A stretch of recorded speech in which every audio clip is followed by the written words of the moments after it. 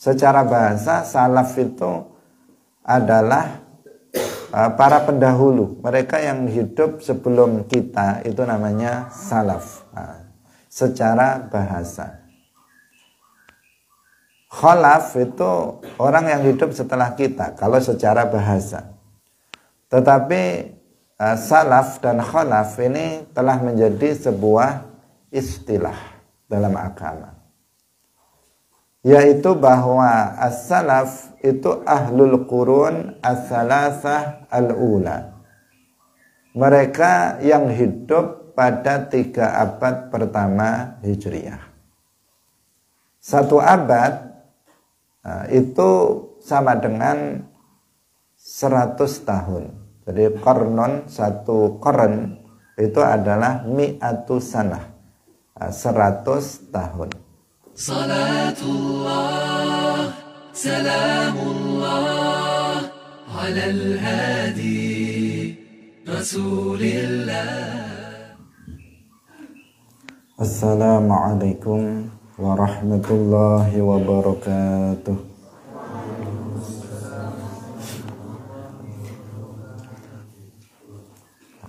Qala al-muallif rahimahullahu ta'ala, falaysa ruknan yu'taqad fid dini wala tazigh an amrihil mubini illa bi kufrin fambidanna ahdahu fallahu yakfina adahu ahdahu bi ghairi hadha la yubahu sarfuhu wa laysa yu'zal in uzila wasfuhu wa'mur bi'urfin wajtanibna mimma wa ghibatan wa khaslatan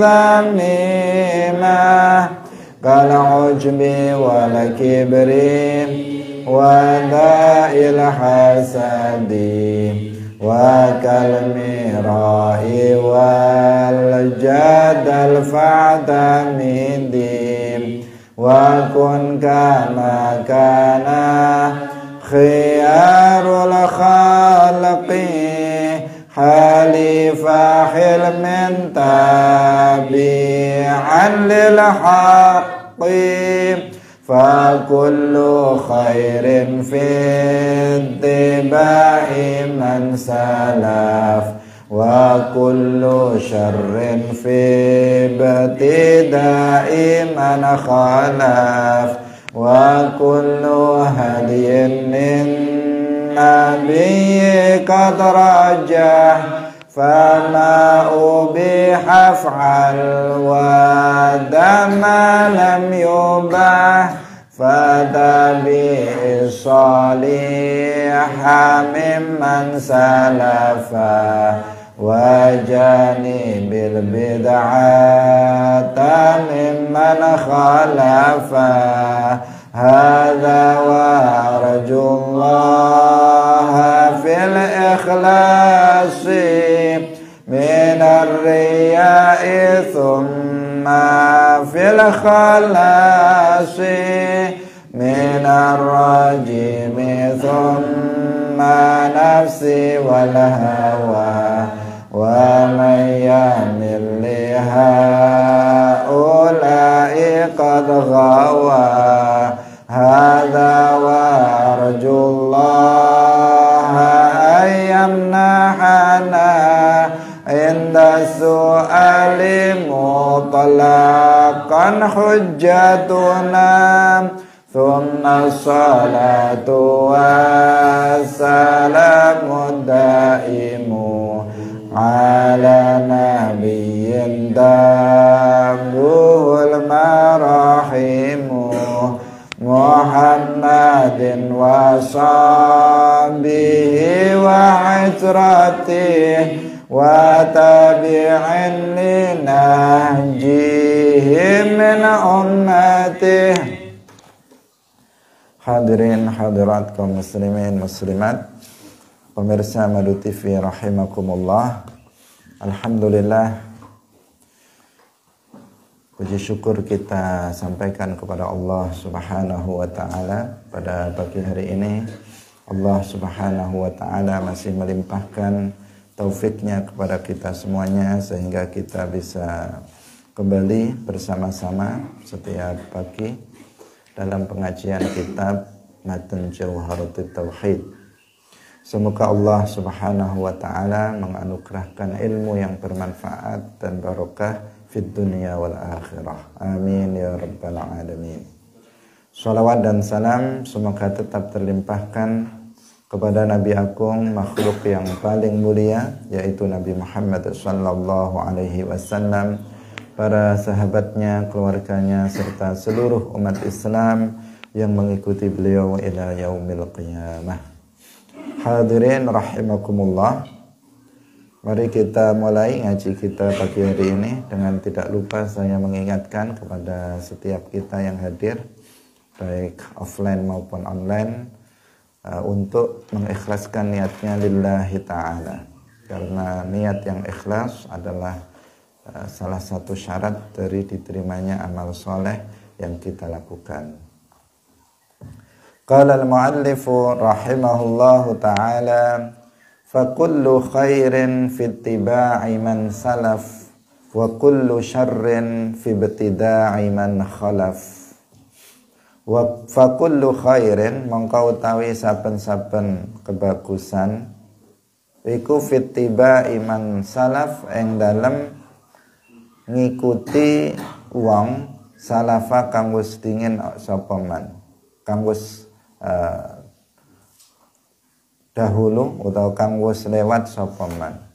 Wa kullu syarrin lan utahe saben-saben perkara kang awon kang ala iku fi betida iman ing dalem bid'ae wong khalafa kang ngiringi atau kang gureni sapa man. Hadirin hadirat rahimakumullah, muallif rahimahullah yaitu Syekh Ibrahim Al-Laqani menjelaskan kepada kita bahwa setiap kebaikan, keselamatan itu diperoleh dari mengikuti salaf, mengikuti kebenaran yang disampaikan oleh generasi salaf. Dan keburukan itu adalah didapatkan seseorang dari bid'ah atau mengikuti bid'ah generasi khalaf. Hadirin yang dirahmati oleh Allah Subhanahu wa taala, secara bahasa salaf itu adalah para pendahulu, mereka yang hidup sebelum kita, itu namanya salaf. Secara bahasa. Khalaf itu orang yang hidup setelah kita kalau secara bahasa. Tetapi salaf dan khalaf ini telah menjadi sebuah istilah dalam agama, yaitu bahwa as-salaf itu ahlul qurun as-salasah al-ula, mereka yang hidup pada 3 abad pertama Hijriah. 1 abad itu sama dengan 100 tahun. Jadi qarnon, 1 qarn itu adalah mi'atu sanah, 100 tahun. 3 abad pertama Hijriah berarti 300 tahun pertama Hijriah. Yang hidup pada tahun 1 sampai 100, 101 sampai 200, 201 sampai 300 Hijriah, mereka yang hidup pada masa-masa ini disebut sebagai salaf. Mereka adalah pertama as-sahabah, para sahabat. Kemudian yang kedua, para sahabat artinya mereka yang bertemu dengan Nabi, mereka yang hidup semasa dengan Rasulullah Shallallahu Alaihi Wasallam, bertemu dengan Nabi dalam keadaan Muslim dan mati dalam keadaan Muslim. Ini namanya sahabat. Berarti mereka hidup di masa Rasulullah. Kemudian yang kedua adalah para tabi'in.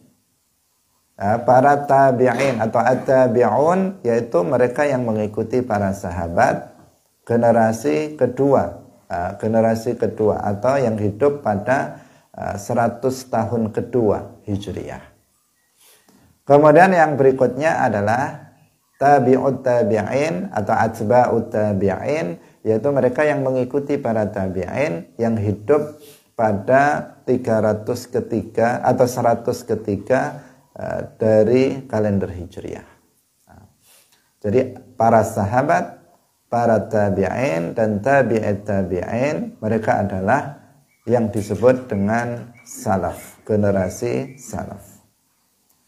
Sementara khalaf adalah mereka yang hidup setelah itu, yang hidup pada 100 keempat Hijriah, 100 kelima, 100 keenam, sampai pada masa sekarang kita hidup pada abad 14 Hijriah.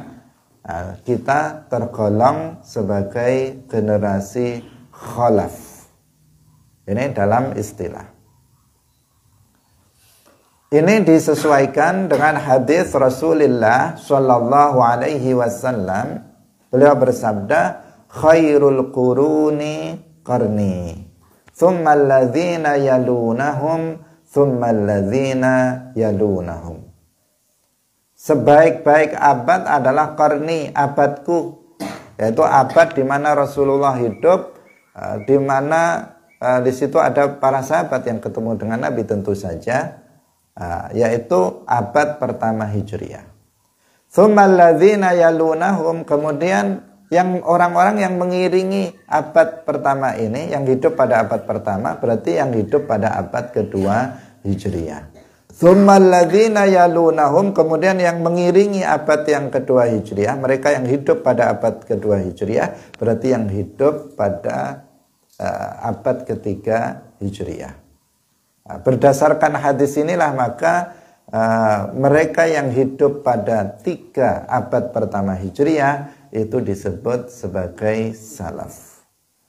Dan mereka yang hidup setelah abad ketiga Hijriah maka disebut sebagai khalaf. Hadirin yang dirahmati oleh Allah Subhanahu wa taala, telah kita jelaskan pada pertemuan sebelumnya dalam pembahasan yang dekat dengan ini, bahwa secara umum generasi salaf itu lebih baik dibandingkan dengan generasi khalaf. Generasi khalaf secara umum keadaannya lebih buruk dibandingkan dengan para generasi salaf. Ini secara umum, secara global seperti itu. Berdasarkan hadis tadi, khairul quruni, sebaik-baik kurun adalah, sebaik-baik abad adalah abadku. Artinya secara umum, secara global, mereka yang hidup pada abad Nabi, kemudian setelahnya, mereka adalah orang yang terbaik secara global atau secara umum. Adapun secara perorangan telah kita jelaskan juga sebelumnya, maka kalau secara perorangan ada di antara generasi khalaf yang lebih baik dari orang-orang yang hidup pada generasi salaf. Karena di dalam Islam kemuliaan itu bukan terletak kapan dia hidup, tetapi kemuliaan itu ditentukan oleh ketakwaannya. Dalam Al-Quran disebutkan, inna akramakum indallahi atqakum. Sesungguhnya orang yang paling mulia di antara kalian adalah orang yang paling bertakwa di antara kalian. Siapapun yang paling bertakwa, hidup pada masa Nabi Adam atau hidup pada masa Nabi Nuh, atau hidup pada masa Nabi Musa, Nabi Isa, Nabi Muhammad, hidup pada akhir zaman, kalau dia bertakwa, maka dia lebih baik dari mereka yang tidak bertakwa, yang hidup pada masa sebelumnya. Orang-orang yang bertakwa pada masa sekarang, maka dia lebih mulia dibandingkan dengan mereka yang tidak bertakwa, yang hidup pada masa Nabi, yang hidup pada masa tabi'in, yang hidup pada masa tabi'in. Karena Nabi dalam beberapa hadis itu menetapkan bahwa fulan finnar. Langsung ditetapkan Nabi bahwa si fulan itu di neraka. Artinya pada masa Nabi ada orang-orang yang fasik, ahlul kabair, para pelaku dosa besar, yang bahkan disebut Nabi akan masuk ke dalam neraka.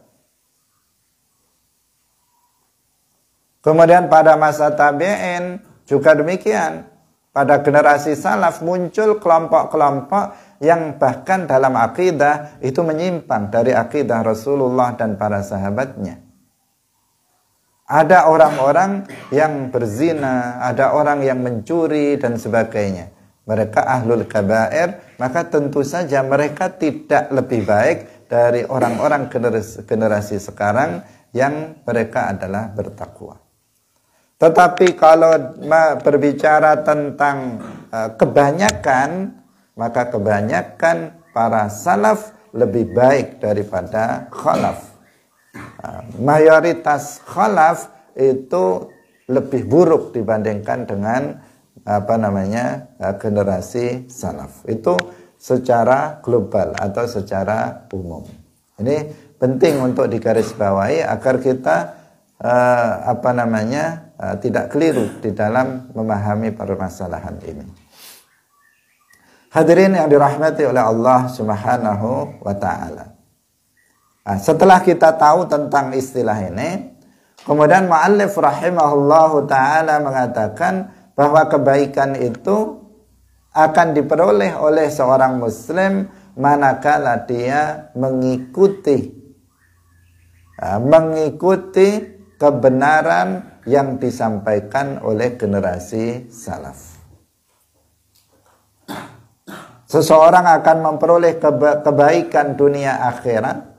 Seseorang akan memperoleh keselamatan manakala dia mau mengikuti kebenaran yang diikuti oleh generasi salaf. Kemarin kan sudah kita jelaskan bahwa al-haqqu ahaqqu ayyuttaba. Kebenaran itu yang lebih berhak untuk diikuti. Di sini bukan bukan kita melihat kepada orang, tetapi pada kebenaran yang pada umumnya itu masih dipegangi oleh generasi salaf. Seseorang yang mau berpegang teguh kepada kebenaran al-haq yang diajarkan, yang dipegangi oleh para generasi salaf, maka dia akan mendapatkan kebaikan dunia dan akhirat. Itu maknanya. Jadi bukan sekedar mengikuti orangnya, tetapi mengikuti kebenaran yang diajarkan oleh para generasi salaf. Karena ada juga di sini, kenapa kita katakan kebenaran yang diajarkan oleh generasi salaf? Karena ada generasi salaf yang juga mengajarkan ketidakbenaran. Ada generasi salaf yang mengajarkan kebatilan. Khawarij itu salaf. Iya kan? Khawarij munculnya kapan? Pada zaman Sayyidina Ali bin Abi Thalib radhiyallahu anhu. Berarti mereka hidup pada masa salaf. Tetapi apa yang mereka ajarkan oleh kelompok Khawarij? Mereka mengajarkan kebatilan. Mereka mengajarkan kebatilan berupa mengkafirkan para sahabat. Mereka mengkafirkan setiap orang yang setuju dengan tahkim yang dilakukan oleh Sayyidina Ali. Mereka mengkafirkan Sayyidina Ali. Mereka mengkafirkan Muawiyah, mereka mengkafirkan Abu Musa al-Ash'ari, Amr ibn al-As, dan seterusnya dari para sahabat Rasulullah Sallallahu Alaihi Wasallam. Mereka juga meyakini keyakinan yang bertentangan dengan Islam, mengatakan bahwa setiap orang yang berhukum dengan selain hukum Al-Quran maka kafir secara mutlak. Ini adalah ini juga ajaran yang muncul pada masa salaf, karena pada masa sahabat pada abad kedua Hijriyah muncul pemahaman ini. Maka ini kalau ngikuti ini ya nggak akan selamat, nggak ada kebaikan. Kelompok Qadariyah paham Jabriyah, paham Qadariyah, paham kemudian apalagi paham-paham sebagian seperti kelompok Karramiyah, kemudian kelompok Murji'ah, ini juga muncul pada masa salaf. Yang mereka buat adalah ajaran-ajaran dalam akidah yang menyimpang dari akidah Rasulullah Sallallahu Alaihi Wasallam dan para sahabatnya. Kalau mengikuti mereka bagaimana? Mereka adalah salaf. Apakah mereka akan selamat kalau mengikuti kelompok-kelompok ini? Jawabannya tidak. Jawabannya tidak. Karena mereka meskipun hidup pada masa salaf, tetapi mereka membuat bid'ah. Mereka membuat bid'ah yang menyesatkan dalam akidah.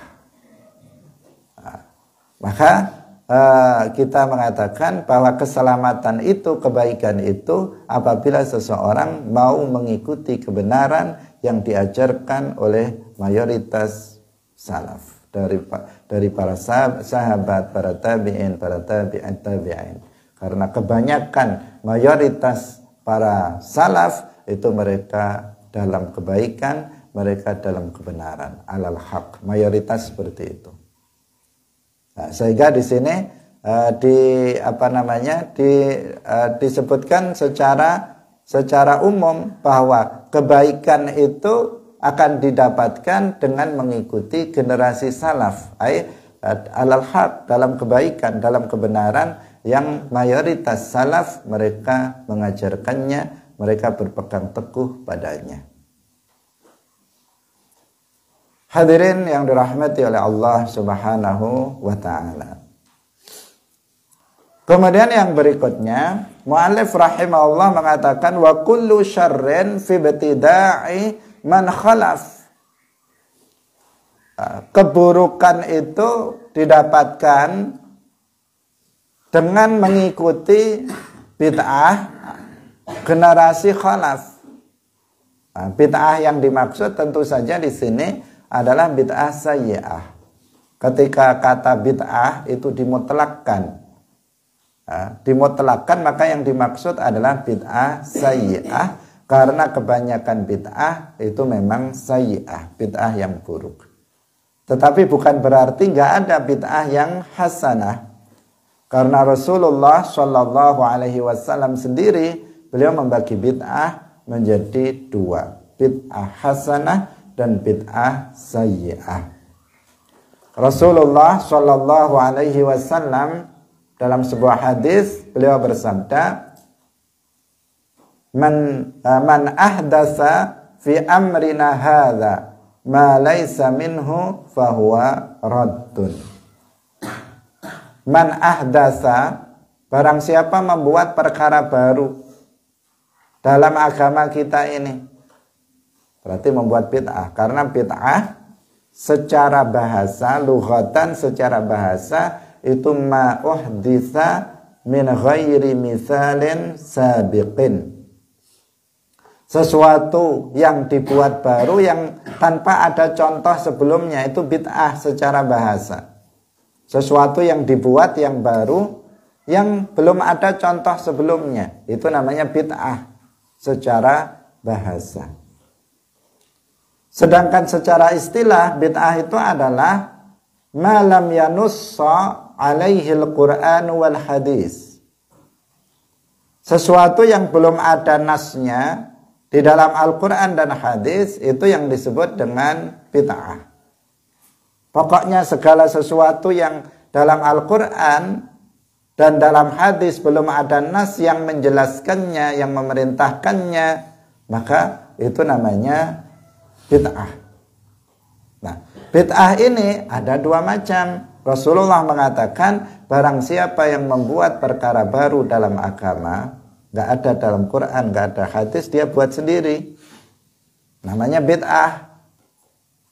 Ma laisa minhu, yang perkara baru bid'ah itu nggak sesuai dengan ajaran agama kita, fahuwa raddun, maka dia tertolak. Nah, dalam hadis ini Rasulullah Shallallahu Alaihi Wasallam membuat batasan bahwa bid'ah yang raddun, bid'ah yang mardud, itu adalah yang ma laisa minhu, yaitu bid'ah yang tidak sesuai dengan ajaran agama, tidak sesuai dengan Al-Quran dan hadis.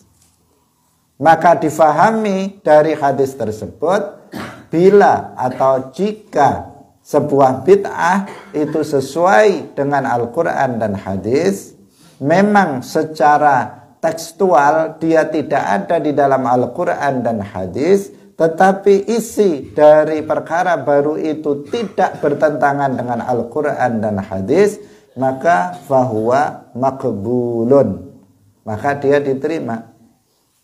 Man ahdatsa fi amrina hadza ma laisa minhu, ini batasannya, ma laisa minhu fahuwa raddun.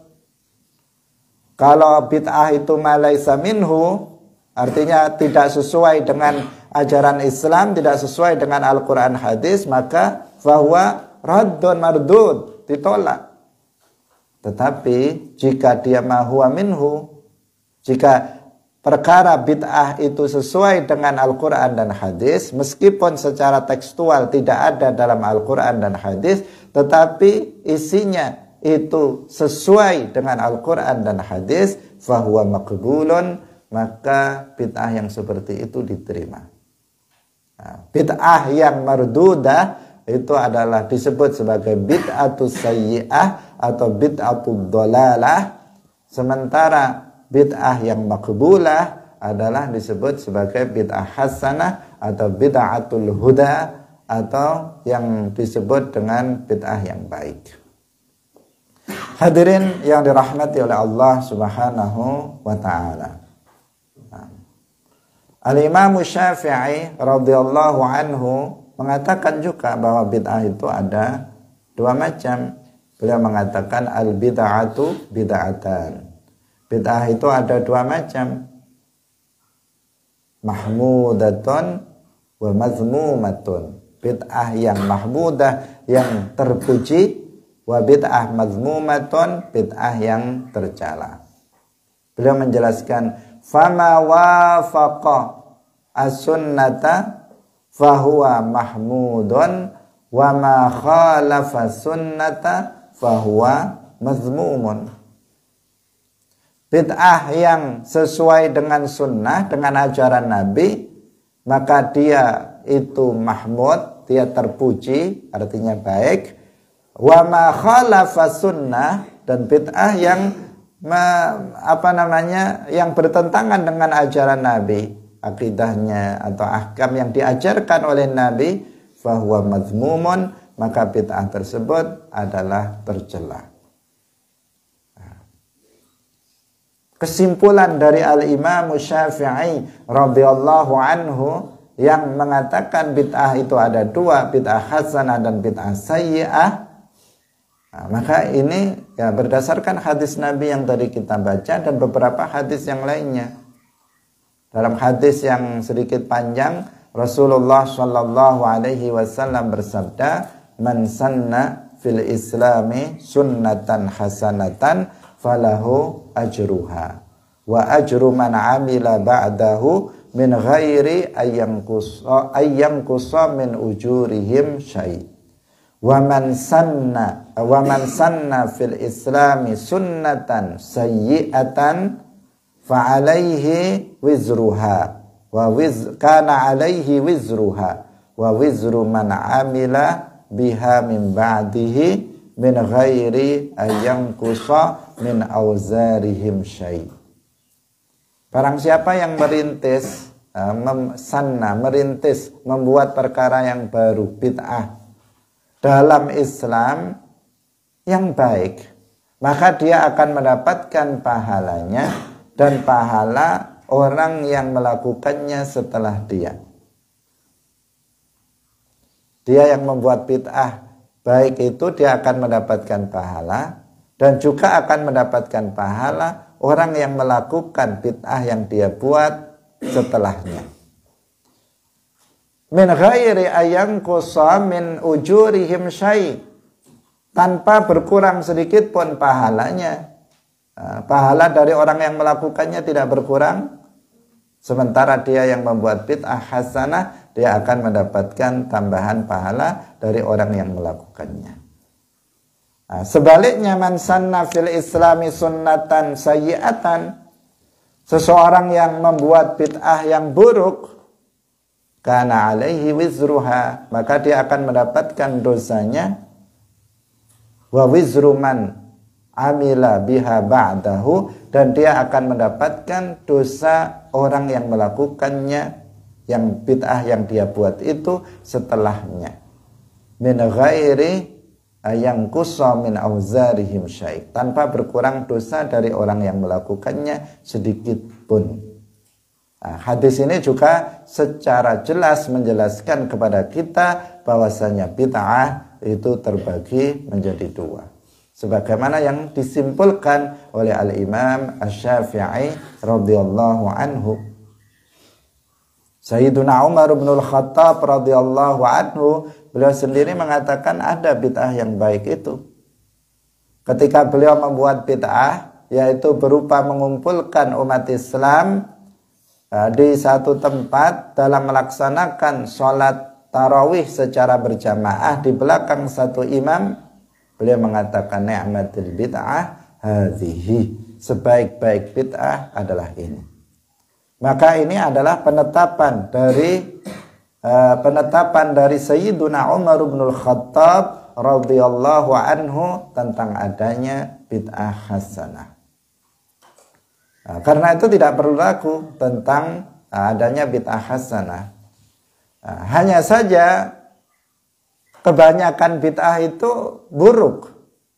Kebanyakan bid'ah itu menyimpang, sesat. Sehingga Rasulullah Shallallahu Alaihi Wasallam bersabda, kullu bid'atin dhalalah. Ini yang hadis, potongan hadis ini yang sering dijadikan senjata oleh kelompok Wahabi untuk mengatakan bahwa setiap bid'ah itu sesat. Yaitu hadis Nabi yang mengatakan kullu bid'atin dhalalah wa kullu dhalalatin finnar.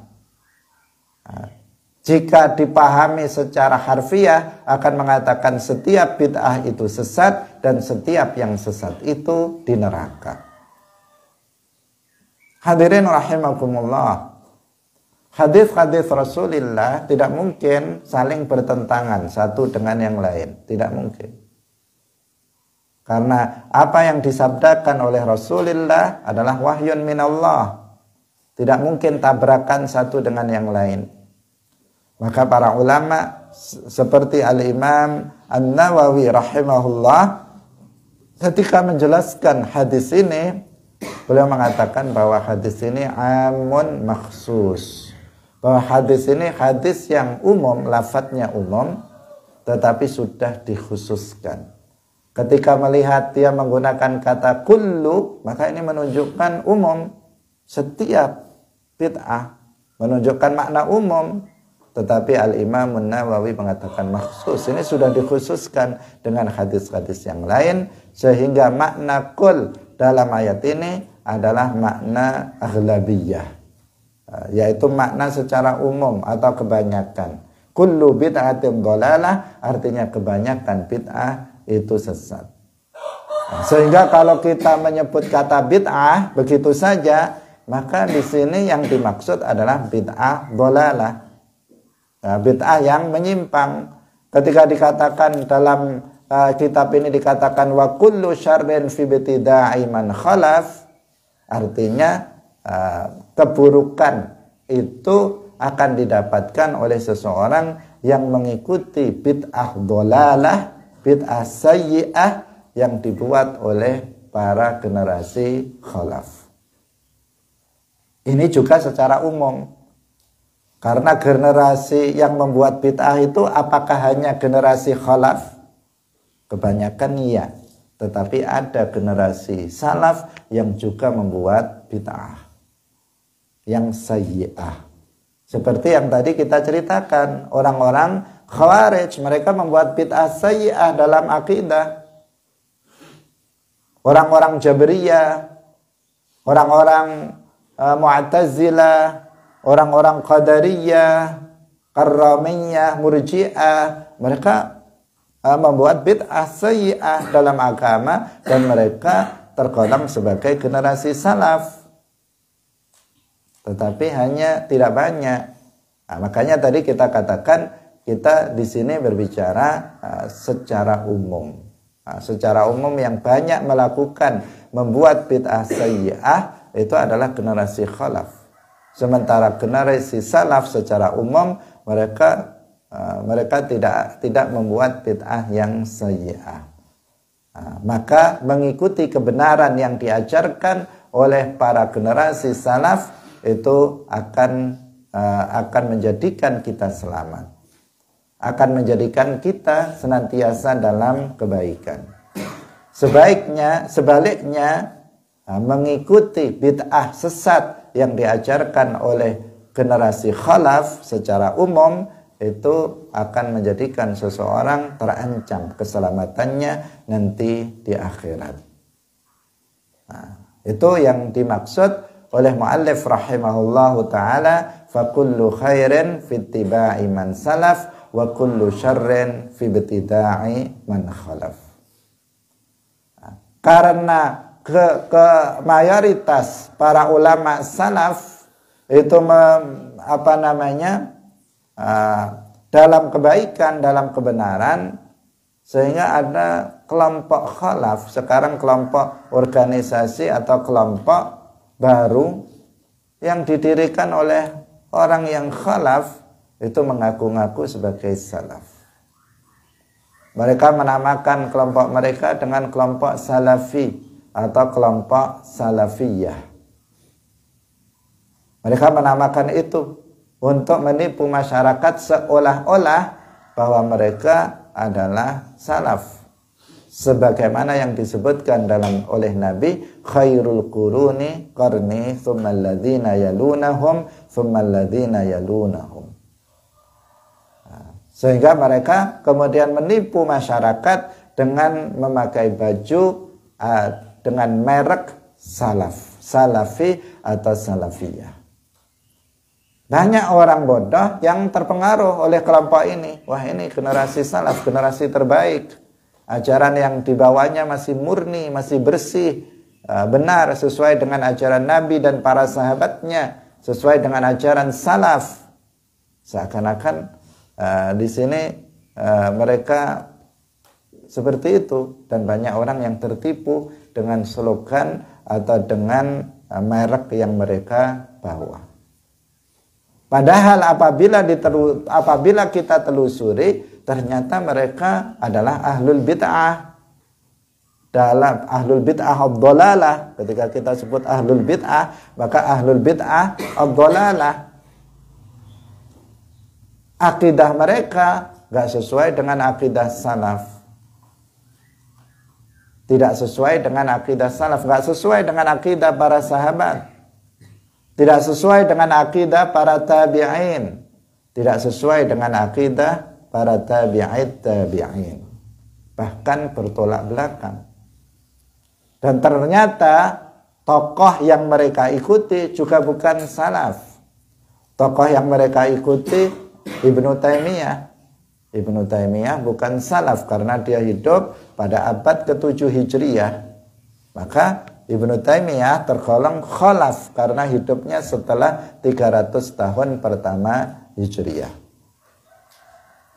Dan juga tokoh yang mereka ikuti adalah Muhammad bin Abdul Wahhab. Lebih khalaf lagi karena Muhammad bin Abdul Wahhab itu hidup pada abad ke-12 Hijriyah.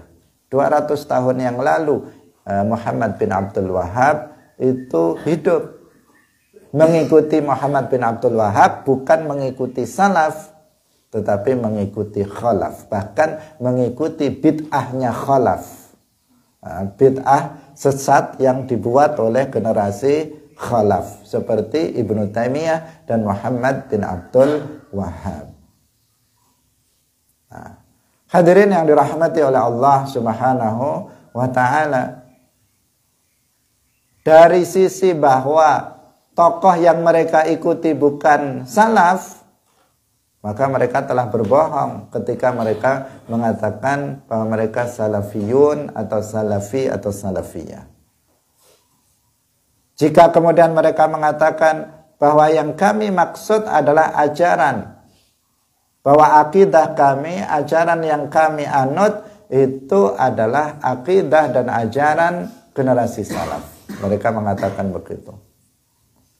Maka kita katakan kalian berbohong. Kalian pembohong. Ajaran kalian bukan ajaran salaf, tetapi ajaran yang bertentangan dengan ajaran salaf. Sayyiduna Ali bin Abi Thalib salaf atau bukan? Salaf. Beliau wafat tahun 41 Hijriyah. Beliau sahabah. Beliau hidup pada abad Nabi, abad pertama Hijriyah. Hidup bersama Nabi, bahkan beliau orang yang pertama kali masuk Islam dari kalangan anak-anak. Sayyiduna Ali bin Abi Thalib radhiyallahu anhu. Apa kata beliau tentang tauhid? Beliau mengatakan, innallaha khalaqal arsya izharan liqudratihi wa lam yattakhidhu makanan lidzatihi. Sesungguhnya Allah menciptakan arsy itu untuk menunjukkan kekuasaannya, bukan untuk dijadikan sebagai tempat bagi zatnya. Perhatikan, Al-Imam Syafi'i mengatakan arsy bukan tempat bagi Allah. Tetapi apa kata kalian Wahabi yang mengaku Salafi? Kalian mengatakan Allah bersemayam di atas arsy. Sama enggak akidah kalian dengan akidah salaf Sayyiduna Ali bin Abi Thalib? Enggak sama. Tidak sama. Sayyiduna Ali bin Abi Thalib radhiyallahu anhu, beliau mengatakan, man za'ama anna ilahana mahdudun faqad jahilal khaliqal ma'bud. Barang siapa yang beranggapan bahwa Allah, Tuhan kita itu mahdud, memiliki bentuk, memiliki ukuran, maka dia tidak mengenal Allah, tidak mengenal pencipta yang wajib disembah. Sementara kalian mengatakan Allah itu mahdud. Dengan ucapan kalian bahwa Allah bertempat, maka kalian telah menjadikan Allah itu mahdud, memiliki bentuk dan ukuran. Karena setiap sesuatu yang bertempat, pasti dia memiliki ukuran. Ada kalanya lebih kecil dari tempatnya, sama dengan tempatnya, atau lebih besar dari tempatnya. Pasti dia memiliki ukuran, dan itu namanya mahdud. Sayyiduna Ali meyakini keyakinan ini. Kalian, bagaimana keyakinan kalian Wahabi? Bertentangan dengan ini.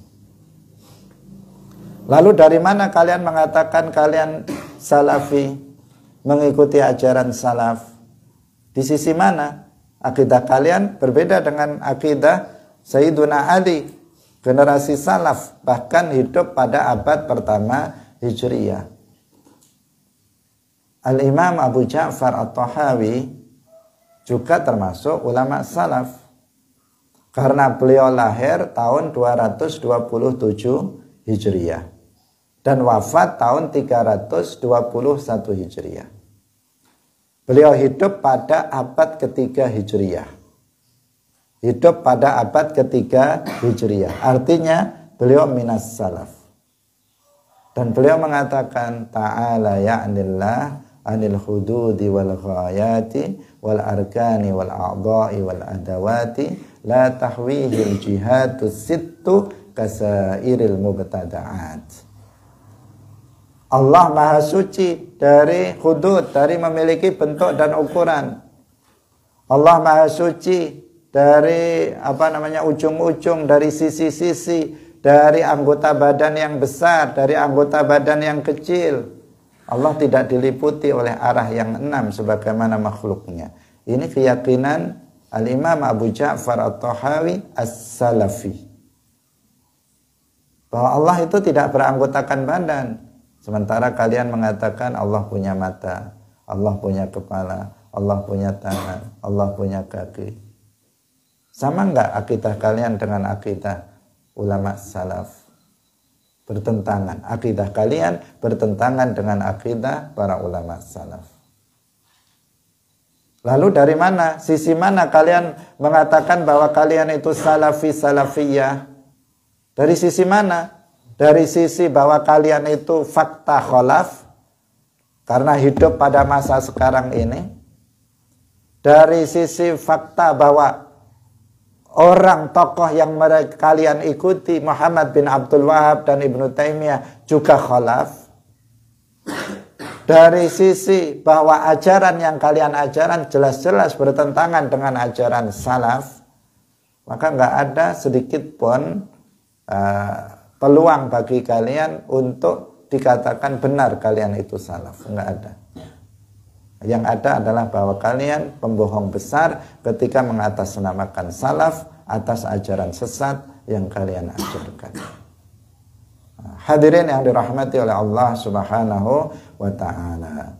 Jadi kalau kita mau mengikuti kebenaran yang telah diajarkan oleh generasi salaf, para sahabat, para tabi'in, tabi'in, maka kita akan mendapatkan keselamatan. Tetapi jika seseorang itu mengikuti bid'ah sayyi'ah, baik dalam akidah maupun dalam ahkam yang diajarkan oleh umumnya oleh generasi khalaf, atau mengikuti bid'ah sayyi'ah dalam akidah yang diajarkan oleh sebagian kecil dari orang yang hidup pada masa salaf, maka di situ seseorang akan mendapatkan celaka di akhirat. Kalau ada seseorang mengikuti ajaran Khawarij seperti Hizbul Ikhwan, mengikuti ajaran Khawarij, bahkan Wahabi dalam sebagian hal juga mengikuti ajaran Khawarij, maka dia nggak akan selamat. Seseorang yang mengikuti ajaran, misalnya ajaran Syiah Rafidhah, juga salaf. Syiah muncul pada masa Sayyidina Ali bin Abi Thalib.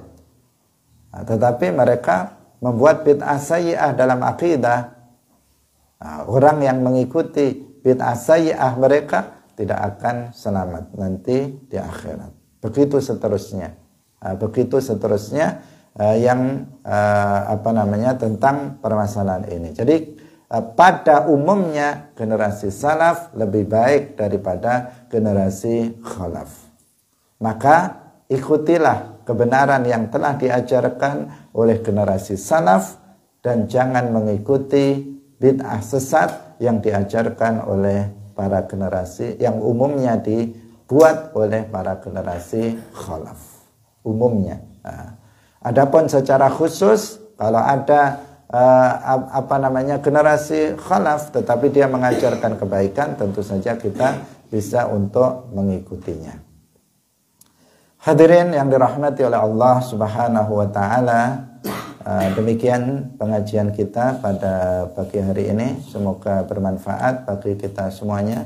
Kita sudah mendekati khataman, insyaallah tidak lama lagi. Semoga kita tetap diberikan keistiqomahan oleh Allah Subhanahu wa ta'ala, terus hadir dalam majelis ilmu, talabul ilmi lillahi ta'ala. Barakallahu fikum wallahu muwaffiq ila aqwamit thariq. Wassalamu alaikum warahmatullahi wabarakatuh.